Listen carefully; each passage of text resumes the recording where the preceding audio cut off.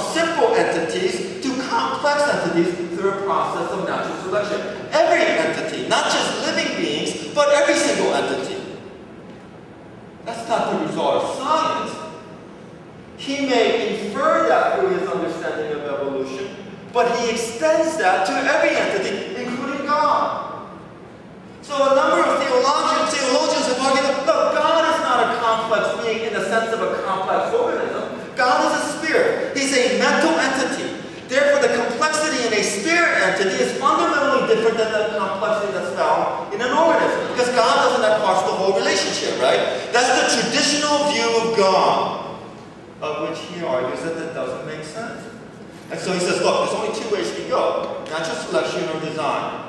If you reject natural selection, you cannot accept design, because if God is a complex entity that was produced by simple, reducible to simple parts, then you have to explain the designer. That's his trump argument all the way. Doesn't matter what traditional Christian theologies hold. But my point still stands. There's no way to argue that every complex entity must have been the result of natural selection. That's a worldview commitment. Third point. Science cannot answer the fundamental questions of life.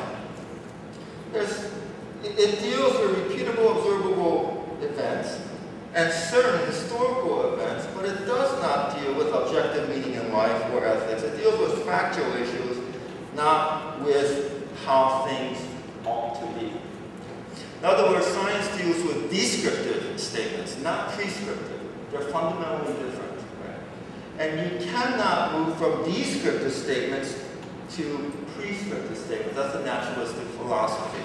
You cannot move from this is the way it is to this is the way it ought to be. Because there's no way to articulate how it ought. There's no basis for that knowledge statement. Quick illustration. When my girls turned 5 years old, we had a birthday party for them. At night, Rachel, one of the daughters, came to me and she brought a big drawing. This drawing had a circle with 5 dots. I said, Daddy, do you like it? Do you like it? Relationally ignorant, because as my wife says, I'm a philosopher, I deal with ideas, not with people. But I know enough about raising kids to always like what they do, right? Until, well, I won't go into that, but I always praise what they do. So yeah, Rachel, I love your drawing, I love your, that's great.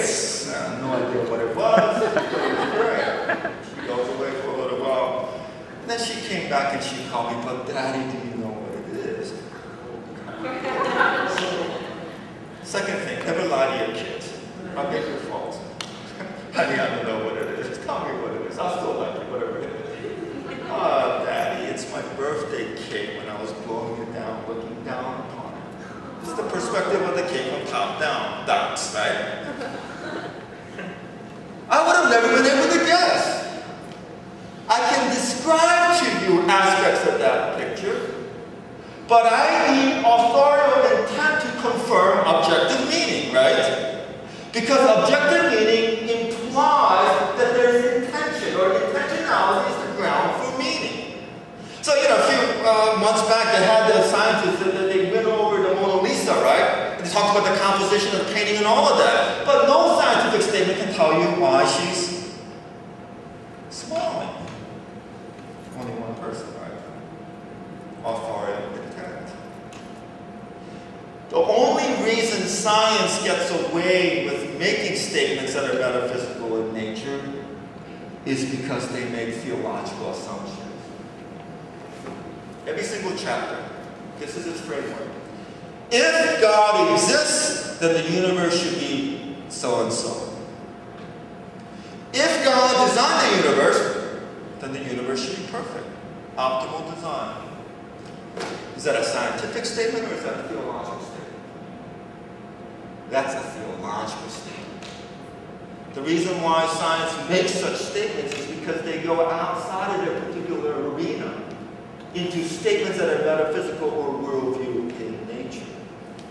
Science cannot answer the ultimate questions of life. Whatever you adopt, ultimately it is by faith. But the fourth point is the flip side, is that even though the Bible is divinely authoritative,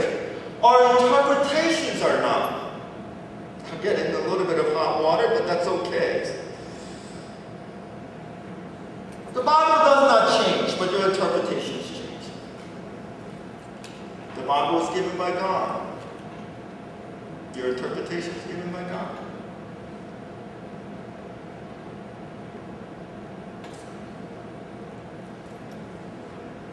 It would be a mark of pride to say that my interpretation is inspired on the same level that the Scriptures are. In some ways, God helps me to understand the Bible. I don't know how. But the way in which He allows me to understand is contingent. It can change. I have changed many of my theological beliefs along the way. Because interpretations are not divinely authorized. It's the text. So that when you say there's a conflict between Bible and science, like the conflict model, the issue is not between Bible and science. The issue is between my particular interpretation versus scientific claims. That's a huge difference. I did this in school. For 2 years I taught the book of Romans. I used to have this little challenge. There's about 5 professors that teach the book of Romans. And we look at each professor and ask them for their interpretation of Romans chapter 7. And each one comes back with 3 major variations with 2 sub-variations in those major variations. There's no school as narrow as Moody. We have a doctrinal statement this long. Everyone has the same hermeneutical theological grid. And yet we come with different interpretations because it's not divinely inspired. I used to be a little Seventh-day creationist. And then one day I came through the Gospel of John chapter 5. Jesus heals the invalid on a Sabbath. And the Pharisees, how can you do this on a Sabbath? And Jesus says, look, my Father is still working to this day, to this very day. In other words, to the Sabbath. And then the writer pointed out that the 7 days, the first 6 have closures, right? And this was the evening and the morning of the first day, second day, third day, fourth day, fifth day, sixth day.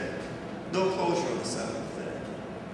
In fact, we're still living in the 7th day, according to John chapter 5. And so my interpretation changes. In other words, don't make your interpretations divinely inspired. They change. And they change with science.